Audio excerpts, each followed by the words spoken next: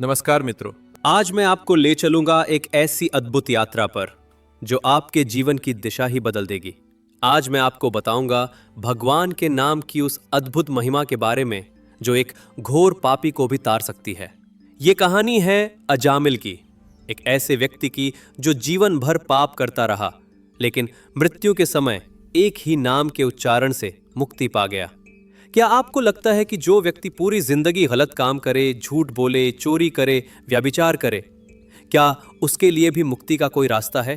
क्या भगवान इतने दयालु हैं कि वे एक महापापी को भी क्षमा कर सके? आज की ये कहानी आपको बताएगी कि हाँ, भगवान का नाम इतना शक्तिशाली है कि वो किसी भी पापी को पवित्र बना सकता है।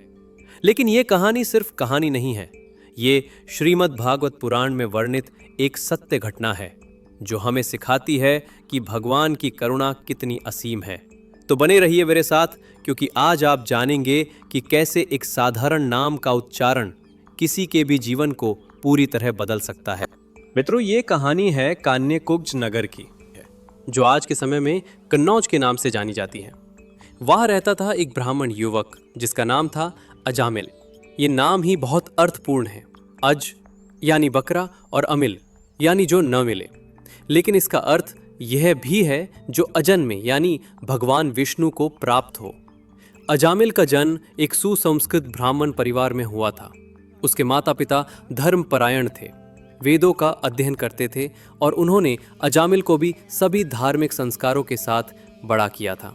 बचपन से ही अजामिल को वेद पुराणों की शिक्षा दी गई, संस्कृत का ज्ञान कराया गया और धर्म के नियमों का पालन सिखाया गया। युवावस्था में अजामिल एक आदर्श ब्राह्मण था। वो नियमित रूप से संध्या करता था, माता पिता की सेवा करता था, यज्ञ हवन में भाग लेता था और अपने कुल की परंपरा के अनुसार जीवन यापन करता था। गांव के लोग उसकी प्रशंसा करते थे और उसे एक आदर्श युवक मानते थे। उसका विवाह भी एक सुशील कन्या से तय हो गया था और जीवन बहुत सुखमय चल रहा था। लेकिन मित्रों, जैसा कि कहते हैं, विनाश काले विपरीत बुद्धि। जब किसी का अहित होना होता है तो उसकी बुद्धि भ्रष्ट हो जाती है। अजामिल के साथ भी कुछ ऐसा ही हुआ। एक दिन अजामिल के पिता ने उसे जंगल में समीधा लाने के लिए भेजा। समीधा यानी हवन के लिए लकड़ियां। अजामिल खुशी खुशी जंगल की ओर निकला, लेकिन उसे नहीं पता था कि ये यात्रा उसके जीवन को पूरी तरह बदल देगी। जंगल से लौटते समय अजामिल ने देखा कि एक शूद्र युवक एक वेश्या के साथ निर्लज्जता से व्यवहार कर रहा है। धर्मशास्त्रों के अनुसार ऐसे दृश्य को देखकर तुरंत नजर फेर लेनी चाहिए और मन में भगवान का नाम लेना चाहिए। लेकिन अजामिल वहीं खड़ा होकर देखता रह गया। उस वेश्या की सुंदरता ने अजामिल के मन को मोह लिया। उसकी आंखें उस दृश्य से हट नहीं रही थी। काम वासना की आग उसके हृदय में धधक उठी और धीरे धीरे उसका धैर्य टूटने लगा।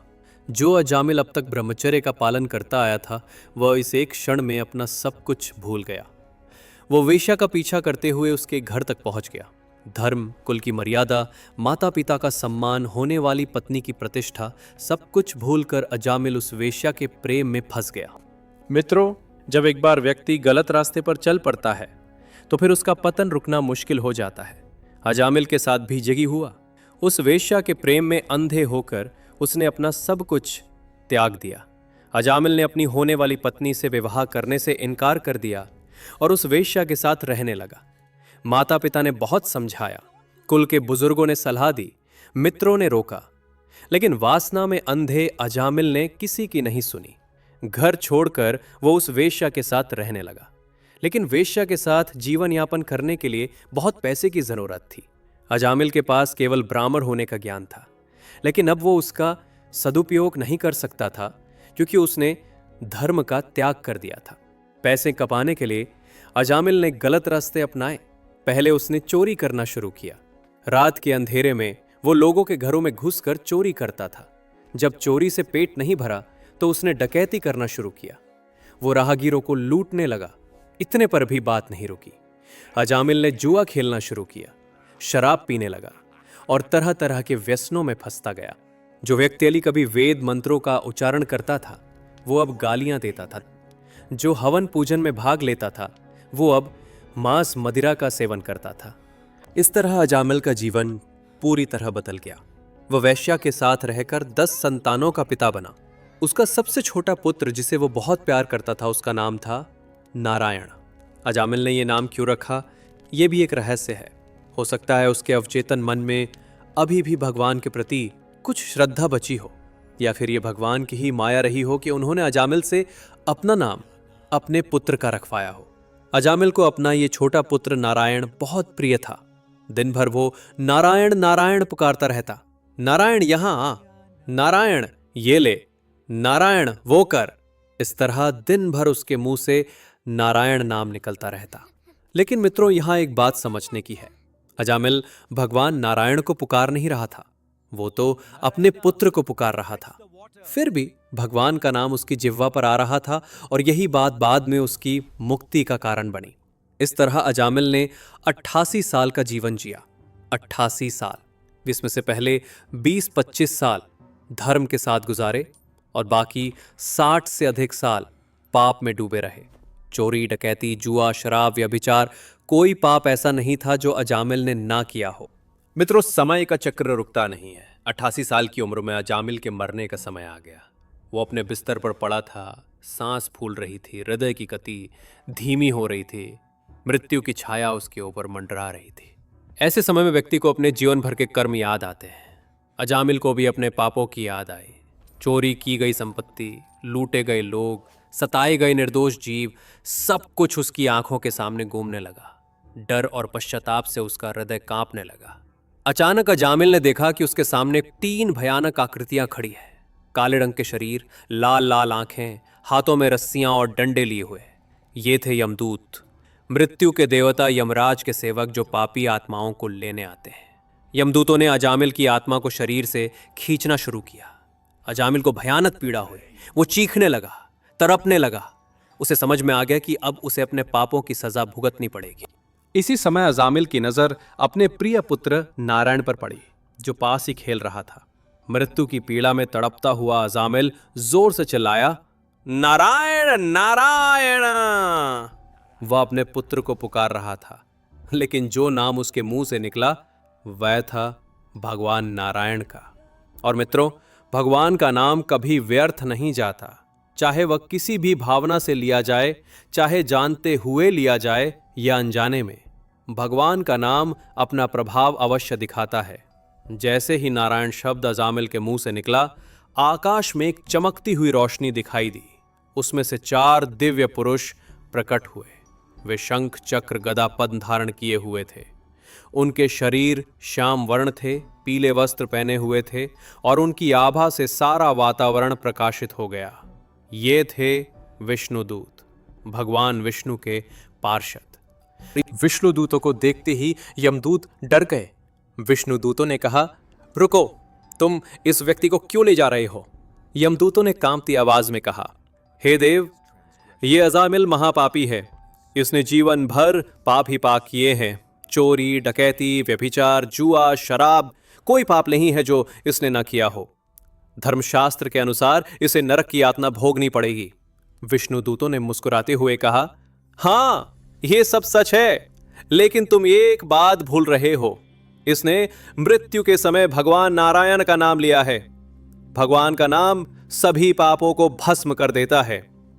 यमदूतों ने आपत्ति की, लेकिन इसने तो अपने पुत्र को पुकारा था, भगवान को नहीं। विष्णुदूतों ने उत्तर दिया, भावना चाहे जो भी हो, नाम तो नारायण का ही निकला है और भगवान का नाम अपना प्रभाव भावना पर निर्भर नहीं रखता।